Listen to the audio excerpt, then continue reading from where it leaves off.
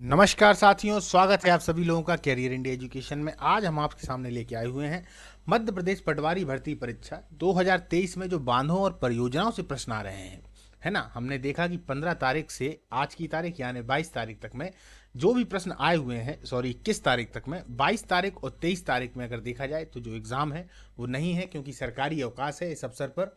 तो आप लोग ध्यान दें, जो बार बार अगर आप लोग सर्च कर रहे हो मोबाइल में और परेशान हो रहे हो, अपना समय बर्बाद कर रहे हो, तो मत करिए। 22 और 23 तारीख में जो है एग्ज़ाम नहीं है। तो 21 तारीख तक में जो भी प्रश्न आए हुए हैं बांधों और परियोजनाओं से हमने देखा, तो इसीलिए एक क्लास इस पर लेके आए हुए हैं, जिसमें हम बांधों और परियोजनाओं से जितने भी क्वेश्चन हैं उन सभी को कंप्लीट करेंगे।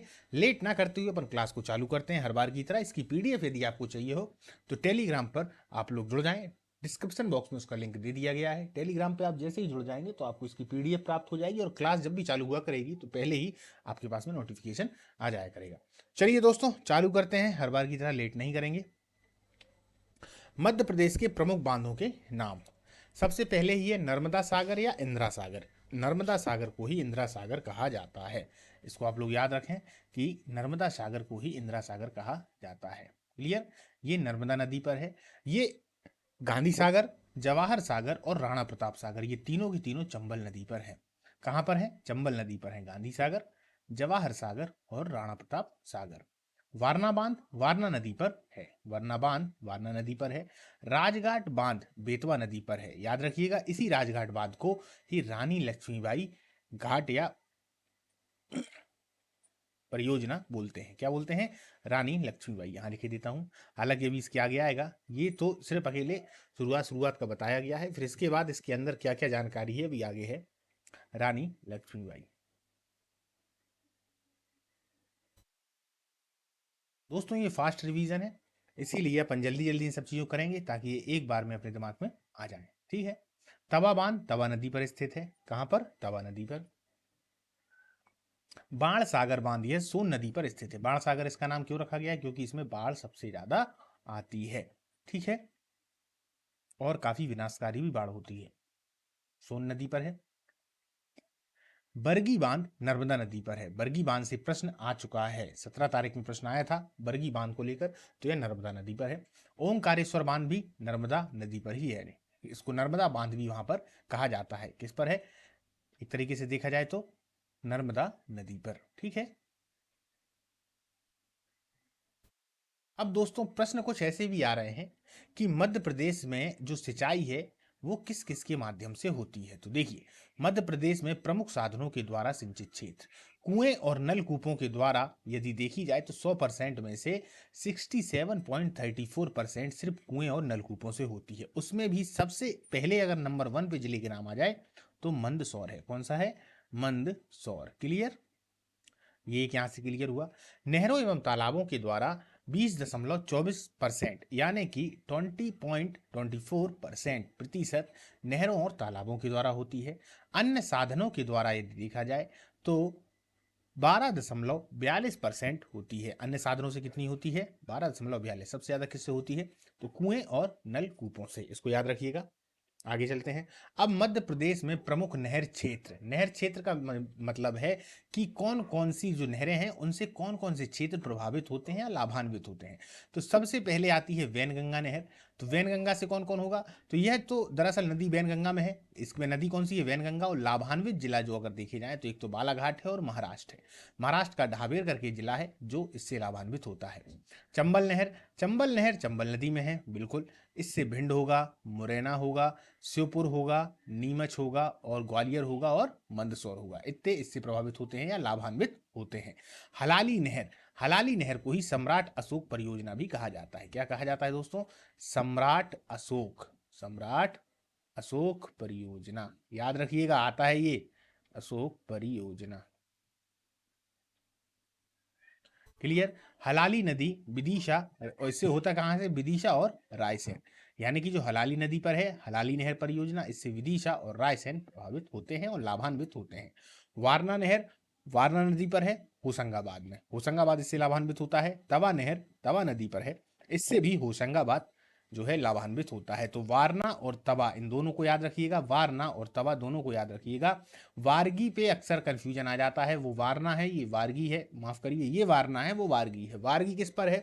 नर्मदा पे है। वारना वारना पे है, वारना नदी पर है। दोनों ही होशंगाबाद की हैं, वारना और तवा। ठीक है। अब मध्य प्रदेश की संयुक्त सिंचाई परियोजना, यानी कि मध्य प्रदेश के साथ साथ में और ये जो परियोजनाएं हैं मध्य प्रदेश की, वो और किस किस के साथ में है? जैसे कि महाराष्ट्र के साथ में है, कुछ उत्तर प्रदेश के साथ में है, कुछ बिहार के भी साथ में है, कुछ तो उड़ीसा के भी साथ में है और महाराष्ट्र के साथ में है। तो सेपरेट सब लोगों को अलग अलग कर दिया गया है। देखते हैं कौन कौन सी कहाँ पे है। तो जब हम मध्य प्रदेश और राजस्थान की संयुक्त परियोजना की बात करते हैं तो कौन कौन है? चंबल घाटी परियोजना, इसके अंतर्गत क्या क्या आएगा? गांधी सागर बांध, राणा प्रताप सागर, जवाहर सागर, कोटा बैराज सागर और कोटा बैराज एवं इनकी जो छोटी छोटी नहर प्रणालियां हैं वो आती हैं, जिससे मध्य प्रदेश और राजस्थान लाभान्वित होते हैं। क्लियर? तो चंबल घाटी परियोजना आ जाए तो तुरंत चित्र बन जाना चाहिए, मध्य प्रदेश और राजस्थान संयुक्त रूप से। एक चीज क्लियर हुई। अब है मध्य प्रदेश और महाराष्ट्र की, यहाँ पर तीन आती हैं दोस्तों। एक पेंच परियोजना आती है, एक बाघ परियोजना आती है और एक बावन थाड़ी परियोजना आती है। एक क्या आती है? बामन थाड़ी परियोजना। क्लियर?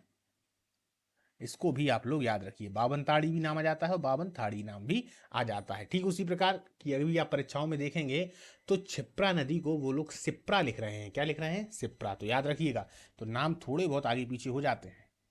मध्य प्रदेश, उत्तर प्रदेश और बिहार, यहाँ की तीनों की संयुक्त परियोजना कौन सी है? तो बाण सागर परियोजना। ये किस नदी पर है दोस्तों? अब भी अपन ने चर्चा की थी, सोन नदी पर। किस पर? सोन नदी पर।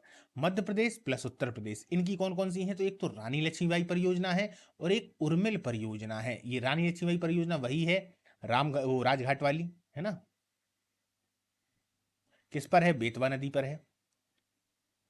बेतवा, ये भी याद रखिएगा। तो रानी लक्ष्मीबाई परियोजना, उर्मिल परियोजना। उर्मिल किस पे है? तो उर्मिल उर्मिल नदी पर है। ठीक है, उर्मिल उर्मिल नदी पर है, ये बेतवा नदी पर है। दोनों ही मध्य प्रदेश और उत्तर प्रदेश की संयुक्त परियोजनाएं हैं। क्लियर? मध्य प्रदेश और उड़ीसा की कौन कौन सी हैं? तो यदि मध्य प्रदेश और उड़ीसा की हम देखें तो मध्य प्रदेश उड़ीसा की है कुणाल संयुक्त परियोजना। एक तो कुणाल संयुक्त परियोजना है, एक है लोअर संयुक्त परियोजना। लोअर संयुक्त परियोजना, लोअर संयुक्त परियोजना, ये जो है ये कहाँ की है? मध्य प्रदेश की और उड़ीसा की। एक और आती है दोस्तों, उसका नाम है इव इव परियोजना। इव परियोजना, परियोजना। एक और आती है दोस्तों, करा नाला। करा नाला, इसका भी नाम याद रखिएगा, करा नाला। ये दो जो हैं महत्वपूर्ण है, मध्य प्रदेश और उड़ीसा की। इफ परियोजना, करानाला परियोजना, इसके अलावा लोअर परियोजना महत्वपूर्ण है और संयुक्त परियोजना कुणाल संयुक्त परियोजना भी महत्वपूर्ण है। तो ये मध्य प्रदेश और उड़ीसा की हैं। मध्य प्रदेश, महाराष्ट्र, गुजरात और राजस्थान की, तो ये तो आप सभी लोगों को पता है दोस्तों, सरदार सरोवर परियोजना, ये नर्मदा पे है ना। इसी के किनारे पर अपन को पता है गुजरात में सरदार वल्लभ भाई पटेल की सबसे बड़ी मूर्ति बनी हुई है, सरदार वल्लभ भाई पटेल की, है ना। वल्लभ भाई पटेल, इसको क्या कहा गया है? Statue of liberty, A statue of unity, माफ करिए, statue of unity. Statue of liberty कहां पर है? कमेंट बॉक्स में बताइएगा। चलिए आगे चलते हैं। मध्य प्रदेश की प्रमुख सिंचाई परियोजना, अब अपन किस पे आएंगे कि मध्य प्रदेश की प्रमुख सिंचाई योजना, मतलब कि जो मध्य प्रदेश की सिंचाई परियोजनाएं हैं इनसे लाभान्वित होने वाले मध्य प्रदेश के कौन कौन से जिले हैं। क्लियर? और उनके क्या नाम है? सबसे पहले ही जोबट परियोजना, बहुत इंपॉर्टेंट है दोस्तों, याद रखिएगा, बहुत इंपॉर्टेंट। ये हथनी नदी पर है, धार जिले को यह लाभान्वित करती है। किसको? धार जिले को लाभान्वित करती है। इसे शहीद चंद्रशेखर आजाद सागर परियोजना भी कहते हैं। क्या कहते हैं? शहीद चंद्रशेखर आजाद परियोजना भी कहते हैं। क्लियर? बाघ परियोजना, बाघ परियोजना बाघ नदी पर है, मध्य प्रदेश और महाराष्ट्र की सीमा पर है। क्लियर? नर्मदा घाटी परियोजना, यह नर्मदा नदी पर है। नर्मदा घाटी परियोजना मध्य प्रदेश के देखिए मंडला, शहडोल, जबलपुर, धार, रायसेन, छिंदवाड़ा, खरगोन, रीवा, होशंगाबाद, झाबुआ, सतना जिले लाभान्वित होते हैं। आप कहेंगे सर रीवा सतना में तो है नहीं। हाँ, तो ये रीवा सतना में नहीं है, पर छोटी छोटी नहरें तो वहां पर निकली हुई है ना, इसलिए रीवा सतना भी इनसे लाभान्वित होते हैं। भाई नदी थोड़ी ना जा रही है यहाँ, बात उनकी परियोजनाओं की और नहरों की चल रही है। किस किस की? नहरों की, परियोजनाओं की। तो बीच बीच में से कट गई हैं, तो उनसे ये सभी जिले लाभान्वित होते हैं। मान परियोजना कहाँ पर है दोस्तों? तो मान नदी पर धार जिले में स्थित है। मान परियोजना मान नदी पर धार जिले में स्थित है। क्लियर? और एक धार जिले की अपन ने सबसे ऊपर देखी जोबट परियोजना, जो कि हथनी नदी पर है। याद रखिएगा, इसे शहीद चंद्रशेखर आजाद परियोजना भी कहते हैं। देजला देवड़ा यह परियोजना कुंदा नदी खरगोन जिले में स्थित है। ये नाम कहीं कहीं कुंडा भी आता है दोस्तों, याद रखिएगा। कुंडा कुंडा और कुंदा दोनों ही नाम है। तो देजला देवड़ा परियोजना कुंदा या कुंडा नदी में खरगोन जिले में स्थित है। क्लियर है? अब याद रखिएगा, जैसे कि ये देजला है, एक दजला फरात नदी और है जो कि कहाँ पर पाई जाती है? वो ईरान में पाई जाती है। दो नदियां हैं, दजला और फरात। तो उन दोनों के ही बीच का जो क्षेत्र था वही एक तरीके से सुमेरियन सभ्यता कहलाया करता था। तो मैंने आपको बता दिया, तो भूलिएगा नहीं। चोरल परियोजना के बारे में देखा जाए तो चोरल नदी पर है, इंदौर में यह परियोजना स्थित है। कहाँ पर? इंदौर में यह परियोजना स्थित है। प्रदेश की पहली अंतर घाटी परियोजना है। क्या है? प्रदेश की पहली अंतर घाटी परियोजना है चोरल। याद रखिए, अंतर घाटी परियोजना। अब आते हैं सिंध परियोजना पे। सिंध नदी पर यह परियोजना है, जिससे शिवपुरी, ग्वालियर, भिंड लाभान्वित होते हैं। किससे? सिंध परियोजना से। क्लियर? माही परियोजना माही नदी पर स्थित है, जो कि धार और झाबुआ को लाभान्वित करती है। किस किस को? धार और झाबुआ को लाभान्वित करती है। और मध्य प्रदेश व राजस्थान की संयुक्त परियोजना है। कहाँ कहाँ की? मध्य प्रदेश की और राजस्थान की संयुक्त परियोजना है। सुक्ता परियोजना, यह सुक्ता नदी पर खंडवा जिले में स्थित है। यह सुक्ता नदी पर खंडवा जिले में स्थित है। कौन सी? सुक्ता परियोजना। इसको भी याद रखें, आती है, इंपॉर्टेंट है दोस्तों। ठीक है?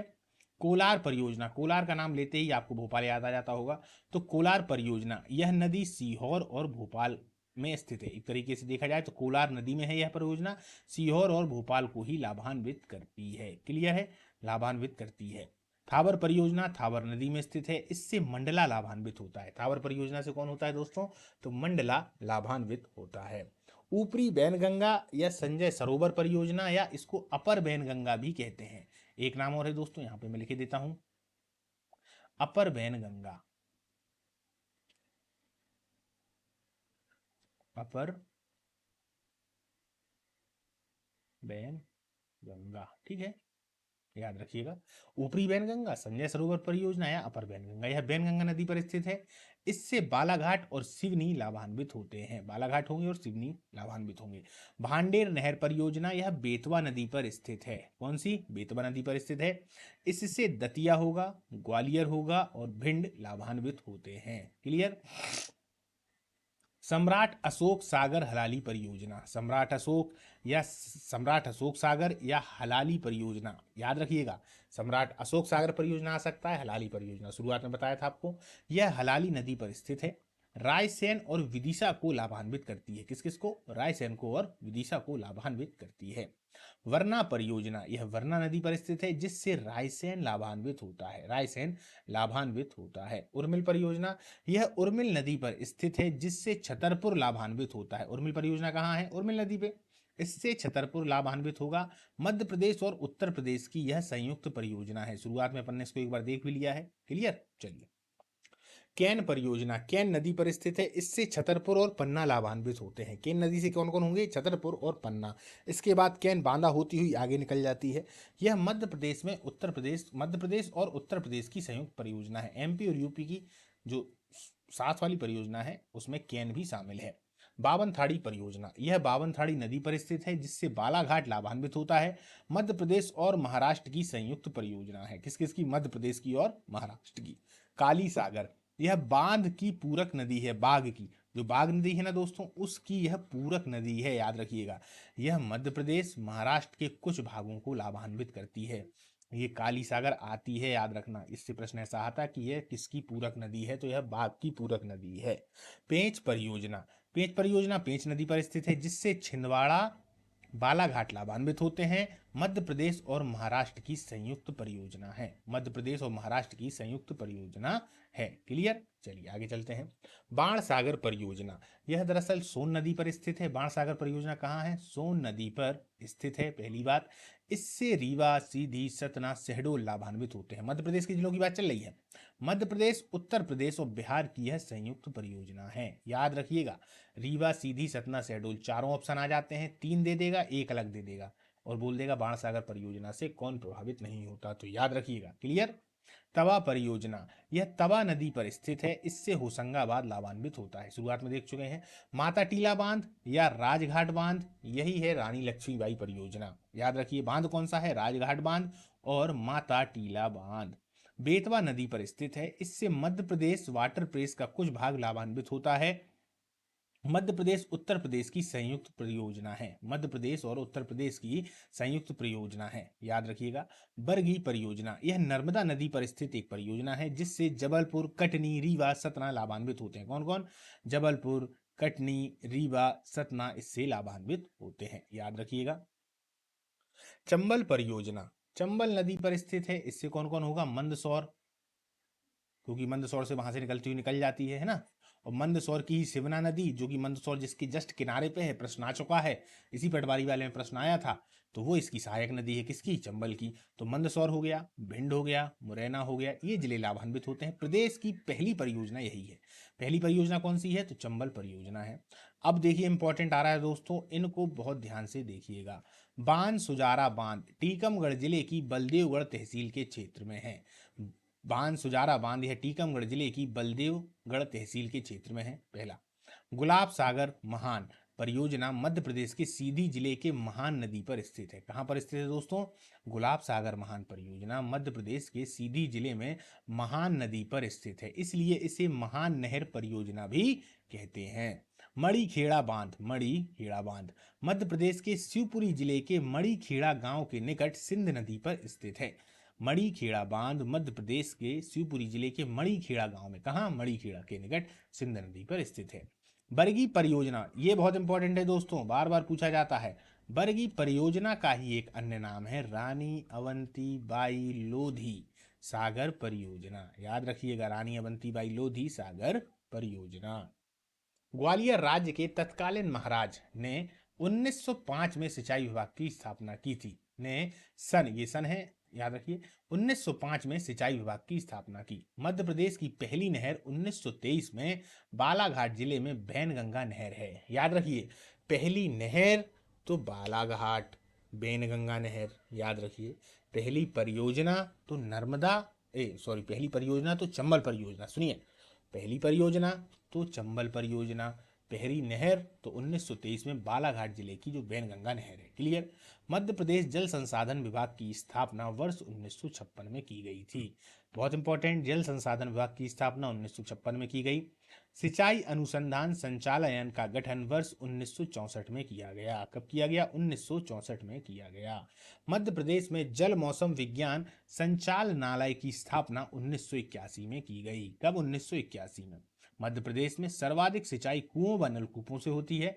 मध्य प्रदेश का मंदसौर जिला सबसे ज्यादा सिंचाई करने वाला जिला है। किससे? नलकूपों से। कुओं और नलकूपों से यदि देखा जाए तो सर्वाधिक सिंचाई कहाँ होती है? तो मंदसौर में। इसको अपन ने शुरुआत में ही क्लियर कर लिया था। एक बार और हो गया तो आपको रिवीजन भी हो गया और आपको पक्का याद हो गया होगा।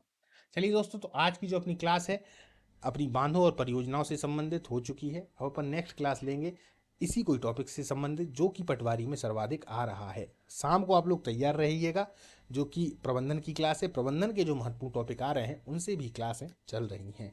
नमस्कार दोस्तों, मिलते